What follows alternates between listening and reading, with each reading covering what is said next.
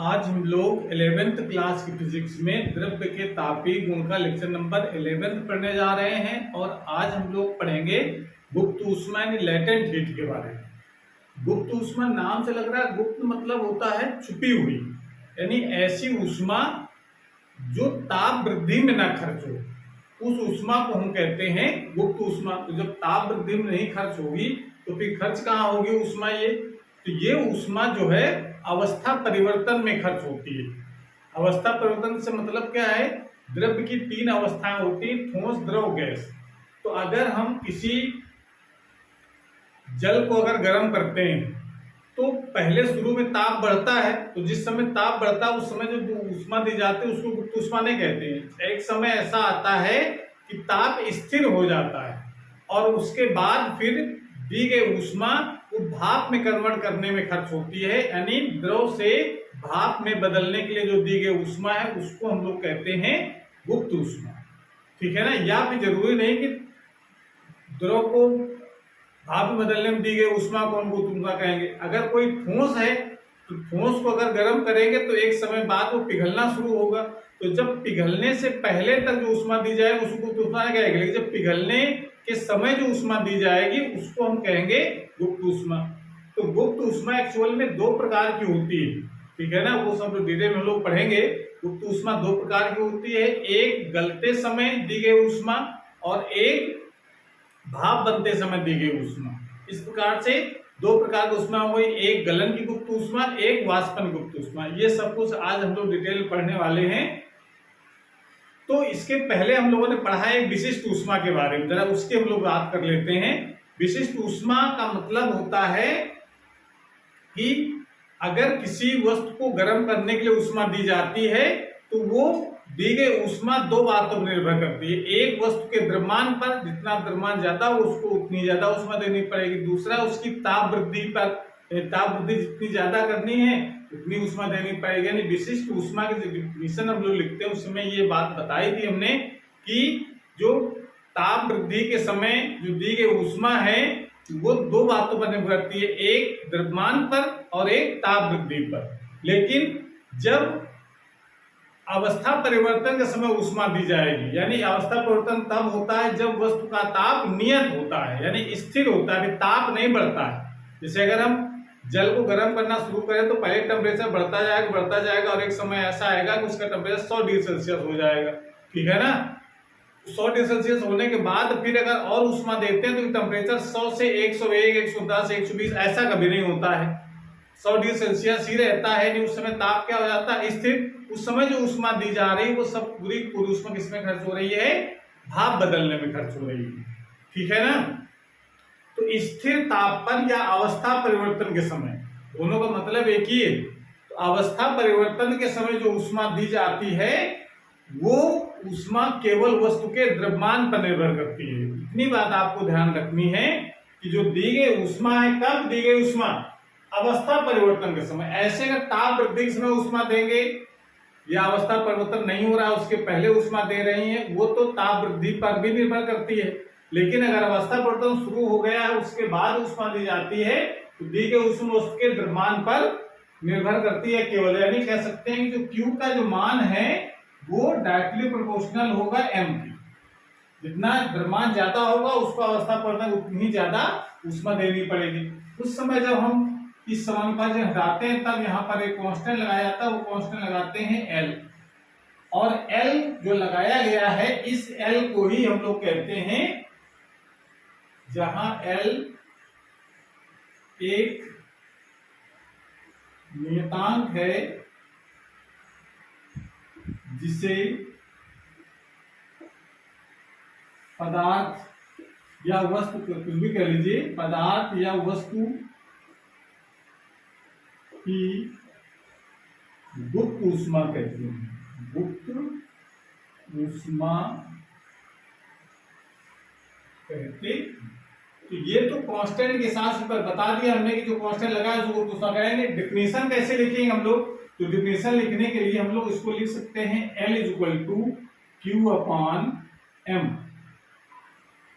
यानी यहां से डिफिनेशन आपको लिखनी है कि यदि M का मान 1 किलोग्राम अगर है 1 किलोग्राम है तो L का जो मान होगा वो Q के बराबर हो जाएगा। ये तो होगा, यानी एकांक द्रव्यमान की वस्तु को अवस्था परिवर्तन के समय जो ऊष्मा दी जाती है उसको उस वस्तु की या उस पदार्थ की गुप्त ऊष्मा कहते हैं।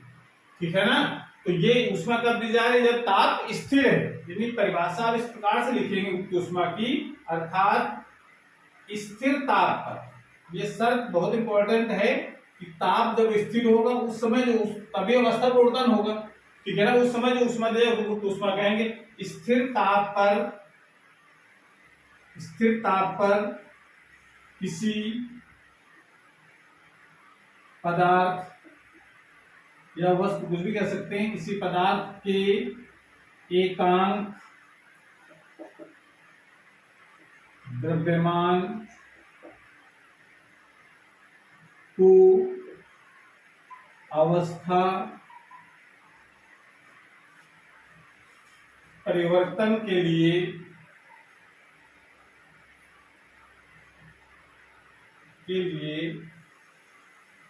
आवश्यक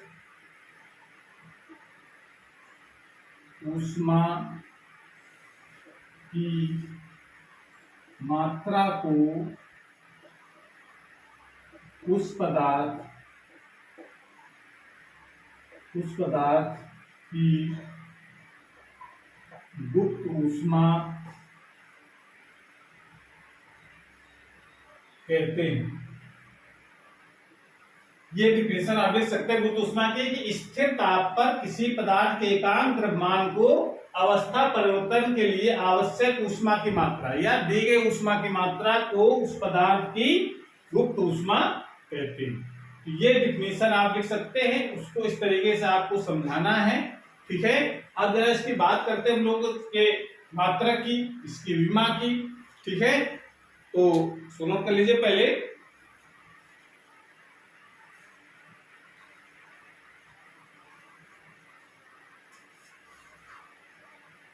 इस सूत्र में हम लोगों ने लिखा है L = Q/M। L = सूत्र होता है, तो यानी गुप्त ऊष्मा का सूत्र होता है ऊष्मा बटे द्रव्यमान। तो गुप्त ऊष्मा का मात्रक क्या हो जाएगा,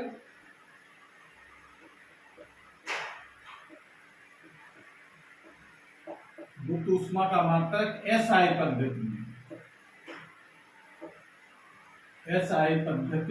में अब SI पद्धति के मात्रक लगा दो ऊष्मा का और द्रव्यमान का। ऊष्मा मात्रक क्या होता है SI पद्धति में, जूल प्रति किलोग्राम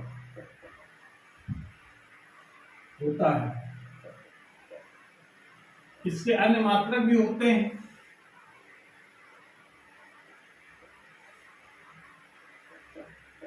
गुप्त ऊष्मा के अन्य मात्रक कौन से हो सकते हैं, अगर मात्रक चेंज कर दे ऊष्मा द्रव्यमान का तो मात्रक बन जाएंगे। इसको लिख सकते हैं हम लोग कैलोरी प्रति ग्राम, अथवा दूसरा ही मात्रक हो सकता है, अथवा किलो कैलोरी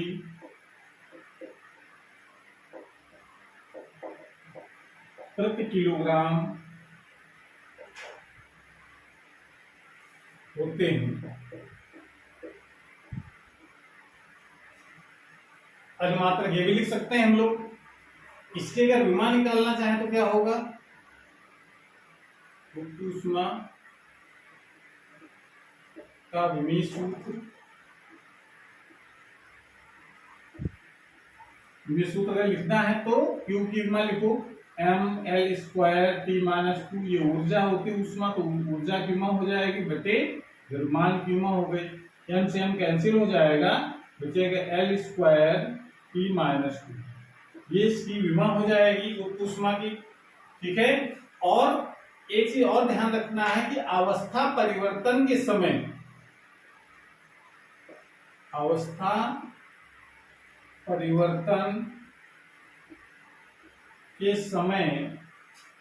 यानी जिस समय अवस्था परिवर्तन हो रहा होगा उस समय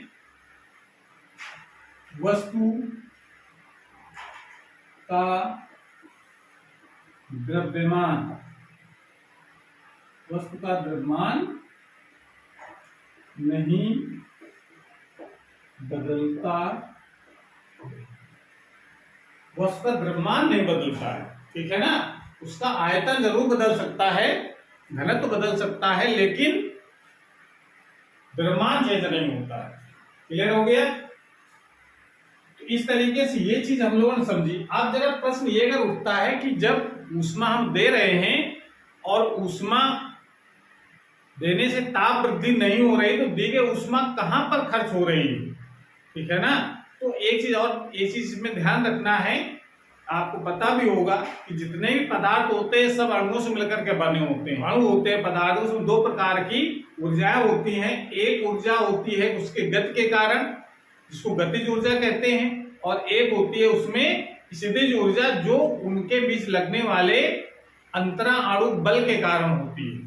यानी किसी पदार्थ के अणु में दो प्रकार की ऊर्जा होंगी, एक गतिज ऊर्जा जो गति के कारण, दूसरी स्थितिज ऊर्जा उसके अंतरा अणु बल के कारण।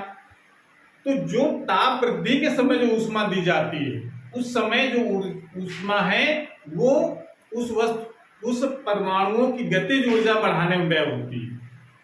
ध्यान समझना ये बात। अगर हम ताप वृद्धि कर रहे हैं किसी वस्तु की, उस समय जो ऊर्जा दी जाएगी वो उस वस्तु के अणुओं की गतिज ऊर्जा बढ़ाने में व्यय होती है। लेकिन जिस समय अवस्था परिवर्तन होगा, यानी स्थिर ताप पर जो ऊष्मा दी जाएगी, उस समय वो जो दी गई ऊष्मा है वो उस वस्तु के अणुओं की स्थितिज ऊर्जा बढ़ाने में व्यय होती है। तो ये पॉइंट आप ध्यान रखना है। गुप्त ऊष्मा क्या करती है, अणुओं की स्थितिज ऊर्जा वृद्धि करती है, और जो ताप वृद्धि के समय जो ऊष्मा दी जाएगी उस समय वो ऊर्जा उसकी गतिज ऊर्जा बढ़ाने में व्यय होती है, ठीक है ना। तो ये चीज आपको ध्यान रखना है। और उसके बाद ये चीज आप देख सकते हैं, गुप्त ऊष्मा। क्योंकि गुप्त ऊष्मा हमने कहा कि अवस्था में दो तरीके से होता है, या तो ठोस से द्रव में बदल रहा होगा, या तो द्रव से गैस में बदल रहा होगा, यानी भाप बदल रहा होगा। तो गुप्त ऊष्मा जो है वो दो प्रकार की होती है। गुप्त ऊष्मा दो प्रकार की होती है। कौन कौन से दो प्रकार हैं? पहली है गलन की गुप्त ऊष्मा।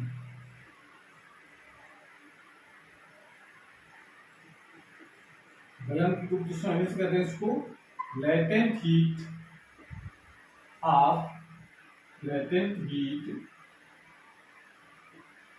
Of melting. और दूसरी होती है वाष्पन की गुप्त ऊष्मा।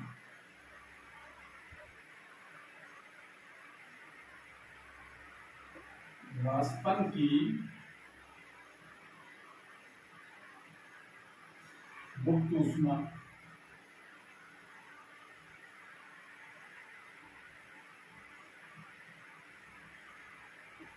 इंग्लिश में कहा जाता है इसको लेटेंट हीट ऑफ वेपराइजेशन।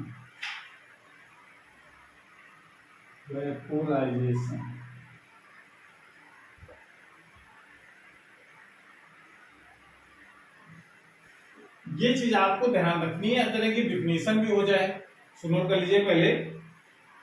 गलन की गुप्त ऊष्मा और वाष्पन गुप्त ऊष्मा परिभाषा इस प्रकार से लिख सकते हैं, स्थिर ताप पर एकांक द्रव्यमान के ठोस को द्रव अवस्था प्रवृत्त करने के लिए दी गई ऊष्मा को गुप्त ऊष्मा कहते हैं, गलन की। अथवा द्रव से ठोस अवस्था प्रवृत्त करने के लिए ली गई ऊष्मा को भी हम गलन की गुप्त ऊष्मा कहते हैं। तो गलन की गुप्त ऊष्मा दो तरीके से डिफाइन की जाती है कि जैसे अगर कोई ठोस है, ठीक है ना, जिसमें लोग बर्फ है, एग्जाम्पल लेते हैं, बर्फ को अगर हमको द्रव अवस्था में प्रवृत्त करना है तो इसका मतलब है कि उसको हमको ऊष्मा देनी पड़ेगी, ठीक है।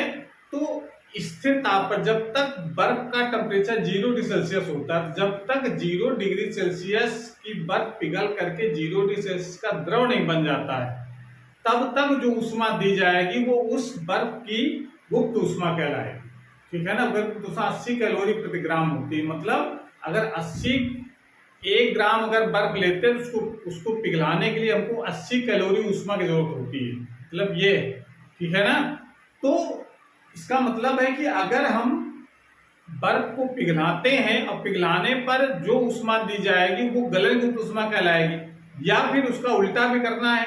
अगर किसी कोई द्रव है, या जल का एग्जाम्पल ले लेते हैं, अगर जल है उसको बर्फ बदलना है तो क्या करना पड़ेगा हमको, जब बर्फ को जल में कन्वर्ट किया था तो हमने ऊष्मा दी थी, लेकिन अगर जल को बर्फ में कन्वर्ट करना है तो क्या करना पड़ेगा, हमको ऊष्मा लेनी पड़ेगी, यानी उसको ठंडा करना पड़ेगा, यानी उससे अंदर से ऊष्मा हमको वापस लेनी है।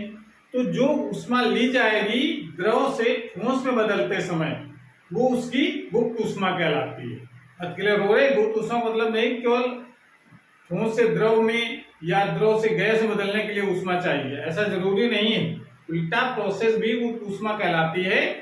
तो आप डेफिनेशन इस तरीके से लिखेंगे इसमें, स्थिर ताप पर, स्थिर ताप होगा तभी ऊष्मा, हमने शुरुआत में कहा था कि स्थिर ताप होगा तभी अवस्था परिवर्तन में जो ऊष्मा दी जाएगी उसको हम गुप्त ऊष्मा कहेंगे। तो कंडीशन आपको लगानी है सबसे पहले, स्थिर ताप पर एकांक द्रव्यमान के ठोस को द्रव अवस्था में परिवर्तित करने के लिए दी गई ऊष्मा अथवा द्रव से ठोस अवस्था में परिवर्तित करने के लिए ली गई ऊष्मा को गलन की गुप्त ऊष्मा कहते हैं। एग्जाम्पल लिखा है, अलग अलग पदार्थों की अलग अलग गुप्त ऊष्मा होती है। अगर बर्फ है तो उसकी गुप्त ऊष्मा कितनी होती है, 80 कैलोरी प्रति ग्राम होती है, यानी 1 ग्राम बर्फ को पिघलाना है तो उसको 80 कैलोरी ऊष्मा देनी पड़ेगी, ठीक है ना। या उसका उल्टा करना है, अगर 1 ग्राम जल है उसको अगर बर्फ में कन्वर्ट करना है तो उससे 80 कैलोरी ऊष्मा लेनी पड़ेगी। दोनों चीजें इसमें हैं, बर्फ पिघलाना है 80 कैलोरी ऊष्मा देनी पड़ेगी 1 ग्राम के लिए, और अगर 1 ग्राम जल है उसको बर्फ में कन्वर्ट करना है तो उससे 80 कैलोरी ऊष्मा लेनी पड़ेगी, उसका टेम्परेचर इतना कम करना पड़ेगा कि उससे 80 कैलोरी ऊष्मा वापस मिल जाए।